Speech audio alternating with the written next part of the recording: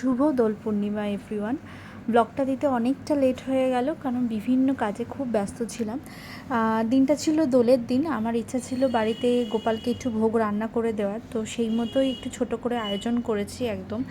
আর এই যে এই সুন্দর করে পুজোর যে জোগাড়টা দেখতে পাচ্ছ, এটা মন্দির করে দিয়েছে, কারণ ওই দিনকে আমার শরীর প্রচণ্ডই খারাপ ছিল। আমার পক্ষে একা ভোগ রান্না করে পুজো জোগাড় করা পসিবল ছিল না। তো ও এই সুন্দর করে সমস্ত কিছু গুছিয়ে দিয়েছে। আর এই যে আমাদের গোপুসোনা, তো যাই হোক, পুজো ফুজো হয়ে গেছে। তারপরে যেহেতু ডুলুংয়ে এই বছর প্রথম রং খেলা, তো ও যেহেতু খেলবে বলে দিদি এই হার্বাল কালারগুলো নিয়ে এসেছিলো। এগুলো ভীষণই ভালো, বেশ ভালো এই কালারগুলো। আর এই যে দেখো, প্লেটে এই কালারগুলো আমরা সাজিয়ে নিয়েছি, দেখতেও খুব ভালো লাগছে।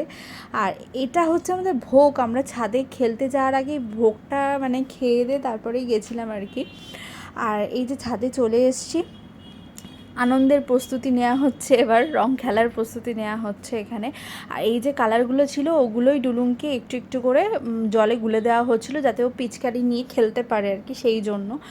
আর এই যে রং ফং মেখা হয়ে গেছে মোটামুটি। আর এখানে ডুলুংয়ের মিমো দুজনেই খেলছে আর কি। আর ও প্রচণ্ড খুশি হয়েছে সেই দিনকে, এটা ওর ফার্স্ট টাইম, বাট একটু তো ভয় পাইনি, আর প্রচণ্ড খুশি হয়েছে। আর আমরা রং খেলে প্রচণ্ড ক্লান্ত, এবার নিচে গিয়ে ফ্রেশ হব। এবং এটা লাঞ্চের টাইম হয়েছিল, পোলাও আর মাটন কষা, বাট আমরা খেতে খেতে আর্ধেক খাওয়া শেষ, তখন ক্লিপ নেওয়ার কথা আমাদের মনে পড়েছে, মনেও ছিল না। আর এই যে বিকেলবেলায় তারপর আমরা একটু উনো খেলছিলাম আর কি। এই করেই গেল আমার দোলের দিনটা। চলো টাটা সবাইকে।